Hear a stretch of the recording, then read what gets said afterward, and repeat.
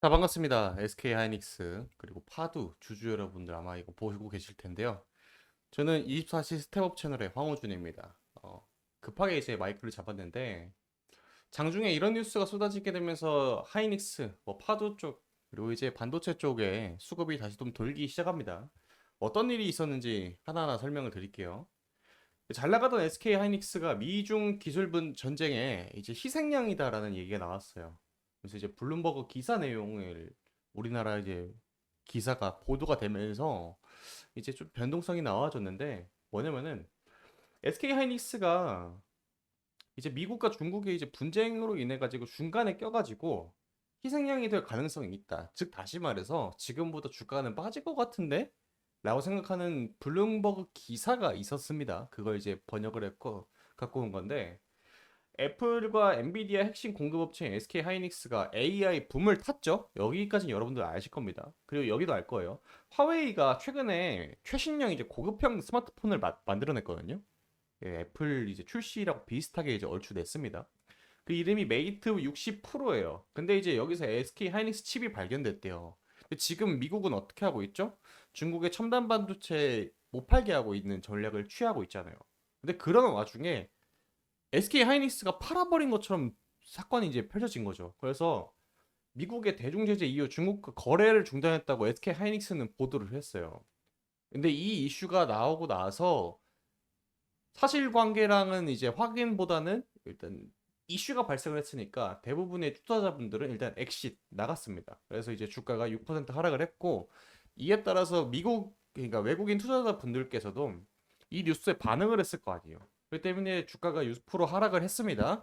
그래서 지금 오늘 주가가 마이너스 6% 선에서 얼추 이제 왔다 갔다 해가지고 지금 반등을 조금 했어요. 양전을 해가지고 2% 정도 이제 마무리가 될 것 같은데 중요한 게 뭐냐면은 저도 조사를 하면서 좀 어이가 없던 게 화웨이 휴대폰 속에서 이 칩이 이게 발견됐대요. 근데 하이닉스 건 맞거든요.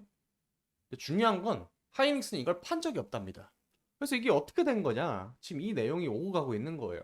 화웨이랑 2020년 9월 이후로 거래를 끊었는데 그 이후에도 없었고 근데 우리는 억울하다라고 입장을 밝히는 거죠. 이게 어떻게 됐는지가 좀 중요할 것 같아요. 왜냐? 실제로 이제 칩이 발견이 됐어요. 그럼 이걸 누군가가 중간에서 공급을 했던가 했을 거 아닙니까? 저게 하나 핸드폰을 까봤는데 이게 걸린 게 아니라 여러 개 핸드폰을 계속해서 대조를 했었겠죠. 근데 계속 나오니까 그럼 그 많은 물량을 누군가 도매를 해가지고 이제 갖다 공급을 했냐? 이러면 이제 중국 측에서도 화웨이 측에서도 책임 소재를 물 가능성이 아주 있거든요. 그렇기 때문에 이게 상당히 중요한 사안으로 된 겁니다. 그리고 이제 수급 자체가 재밌게 흘러갔어요 오늘. 자 여기인데 지금 SK 하이닉스 5분봉 차트를 켜놨거든요 제가. 점심시간 이후 그러니까 이제 1시 되면서 이제 반등을 했어요 하이닉스가. 그럼 이때 누가 이걸 사줬냐가 중요하잖아요. 여기 보면은 SK 하이닉스의 오늘 순매 매동 현황인데 2시 16분 기준으로 봐도 기관이 가장 많이 매수를 했습니다. 즉 우리나라 기관이 어떤 반응을 할 만한 트리거가 지금 장중에 발생을 했다는 건데 이게 뭔지 곰곰이 제가 생각을 해봤거든요. 그래서 반응을 했던 지표가 하나가 있었습니다. 그게 뭐냐면은 첫 번째로 그간 가장 핫했던 종목이죠. 레인보우 로보틱스 로봇주가 일제히 조정이 나오기 시작을 했습니다. 그 시간이 딱 이때예요. 그러니까 이제 로봇주로 몰렸던 자금이 반도체나 아니면 뭐 기타 AI 종목도 같이 움직였거든요. 그 이하 종목들로 지금 골고루 분산되고 있다라는 겁니다. 여기서 이제 분산을 해가지고 그 수급을 계속해서 갖고 가는 테마가 아마 그 다음번 레인보우 로보틱스의 바통을 이어가지고 추가적인 상승을 할 가능성이 아주 높다고 저는 보고 있거든요. 그래서 이제 그 종목이 아마 저는 반도체가 갈지 않을까라고 생각을 하고 있는 사람입니다. 혹은 SK 하이닉스나 파두 정도가 조금 수혜를 받을 것 같다. 그리고 STI 요것도 같이 움직이고 있죠. 이렇게 세 종목 정도가 지금 공통된 관심사가 HBM 혹은 후공정이에요. 그럼 이쪽에 반응할 수 있는 것 중에서 아시아 증시가 또 뭐가 있을까 생각을 해봤는데 일본 쪽에서 이슈가 생각보다 많이 발생을 했어요. 일단은 왜 이걸 제가 갖고 왔냐면은 일본은 YCC 정책을 펼치고 있죠. YCC 정책이 근데 이제 금리가 워낙 지금 높아져 가고 있으니까 YCC가 뭐냐면요. 일정 수준의 금리 이상으로 올라갈 수도 있잖아요. 금리라는 상품이 계속해서 금리가 올라가면 따라 올라가니까 채권 같은 게. 예를 들어서 2% 기준으로 올라가지 못하게 일본 정부에서 지금 개입을 하고 있는데 이게 계속해서 이제 상한선을 넘어가려고 하니까 그러니까 이제 싱크대에 물을 우리가 차게 되면은 일정 수준 올라가면 배수로로 빠져나가게 되잖아요. 근데 이제 물이 차오르는 속도가 너무나 빠르니까 이제 싱크대 밖으로 넘어갈 가능성이 있으니까 그냥 싱크대를 넓혀버리는 그러한 전략이라는 거죠. 그러니까 2%로 못 넘게 계속해서 일본 정부에서 사주고 있는데 이거를 2%가 아니라 3%까지 올려야겠다라는 거죠. 그러니까 이제 그 YCC 정책을 이제 폐지할 가능성이 있으니까 일본 장기 국채 금리가 올라갔습니다.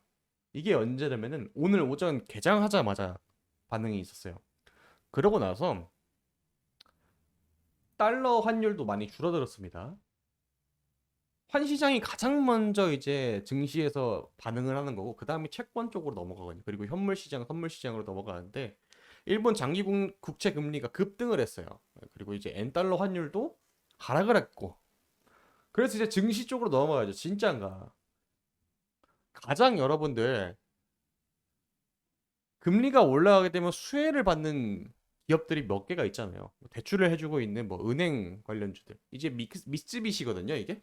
대표적인 이제 은행 관련주잖아요. 일본의 대표적인 은행 관련주 제가 띄워놨는데 계속해서 상승 중에 있습니다. 미쓰비시가. 그리고 증시 자체는 이제 니케이 지수를 보여드리면은 증시 자체는 그렇게 막 안 올라가요. 결국에는 지금 반응한 거는 금리와 결정적으로 관계가 있는 몇 종목이 움직였다. 그러면 이제 정책이 폐지가 되면 낸드 플래시 쪽에 수혜가 있을 가능성이 있거든요. 일본의 키옥시아라는 그룹이 있어요. 정확히는 이제 기업이죠. 웨스턴 디지털이 이제 키옥시아를 사가려고 했던 뭐 이런 이슈도 있었고 여기가 낸드 플래시 회사예요. 근데 이제 낸드 플래시 즉 말해서 메모리 반도체 쪽은 SK 하이닉스 삼성전자랑 경쟁사잖아요. 그렇기 때문에 이 친구가 일본의 기업인데 얘네도 인지도가 있단 말이죠. 근데 이 친구들이 지금 일본의 금리가 올라가는 듯한 모습을 보여주고 있잖아요. 돈을 많이 빌린 상태입니다. 그간에 이제 반도체 시장 자체가 안 좋은 쪽으로 많이 흘러갔잖아요. 그래서 얘네 돈이 많이 빌렸는데 아까 뭐라고 말씀드렸죠? 일본 YCC 정책 폐지, 금리가 올라갈 것 같으니까 그러면 얘네들 돈 빌렸는데 돈 내야 될 이자 많이 올라간다라는 소리죠. 관련해 가지고 인수가 될지 아니면은 못 버틸지 이쪽으로 이슈가 발생을 할 건데 지금 당장 뭐 나올 건 없다고 좀 보고 있어요. 없다고 보고 있고 이 부분에 대해서 변동성이 있을 건데 아마 있더라도 그 안에 SK 하이닉스랑 삼성전자 그리고 우리나라 반도체 시장에 좋으면 좋았지 안 좋을 거라고 생각을 안 하고 있거든요. 그래서 이런 이슈가 있다. 아마 여기서 큰 변동은 없을 거라고 생각을 합니다. 2시 16분 기준이면은 여기거든요. 이쯤. 이 뒤에 뭐 하이닉스 주가가 이렇게 빠지는 그림을 그려줬으면은 이게 좀 변동이 있을 거라고 생각을 했지만 그렇지 않고 다른 창구 보게 되면은 그렇게 많이 들어온 쪽은 없고 오늘은 이제 기관이 가장 많이 하이닉스를 사줬어요. 다시 말해서 외국인 쪽에서 혹은 다른 투신이나 이런 쪽에서 던지는 게 물량이 확인이 안 됐으니까 아마 기관이 매수가 우위인 걸로 마무리가 될 텐데 이 상태로 계속해서 흘러간다고 하게 되면은 그리고 미국과 중국 관계에서 반도체 쪽에 그냥 어떠한 추가적인 얘기 없이 이대로 마무리가 되면은 저는 상당히 좋은 결과가 나올 거라고 생각을 하고 있습니다. 하반기는 이제 반도체 시장 자체가 개선될 거라는 전망이 앞서서 우세하고 있잖아요. 그렇기 때문에 여러분들 항상 투자를 하실 때 도움이 될 만한 정보는 제가 이렇게 장중에서 급하게라도 이제 마이크 잡고 브리핑 해드릴 테니까 여러분들 항상 투자하실 때 제 정보는 참고 정도로만 사용했으면 대단히 감사하겠습니다. 오늘도 귀중한 시간 내주셔서 시청해주셔서 너무 감사하고요. 구독과 좋아요 꼭꼭 좀 부탁드리겠습니다. 댓글도 남겨주시면은 궁금한 사항들은 제가 항상 답변해 드릴게요.